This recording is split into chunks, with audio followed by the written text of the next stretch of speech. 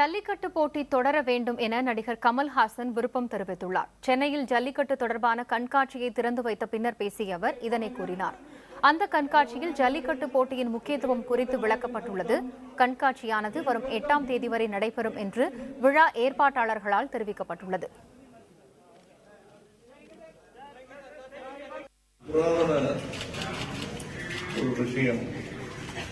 நவீன மேற்கத்திய சிந்தனைகளால் அடிபட்டு போகக்கூடாது என்பதற்காக நான்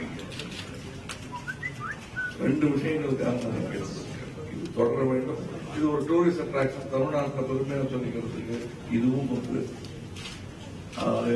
இந்த வீரமும் நமக்கு இருந்து இதை பெரியவர்கள், இதை முடிவெடுப்பவர்கள் தயவு செய்து இதை ஒரு பண்பாட்டு கலாச்சார விளையாட்டாக நினைத்துக் கொண்டு இதை தக்க வைக்க வேண்டும் என்பது என்னை போன்ற ஏறு தழுவும் தமிழர்களின்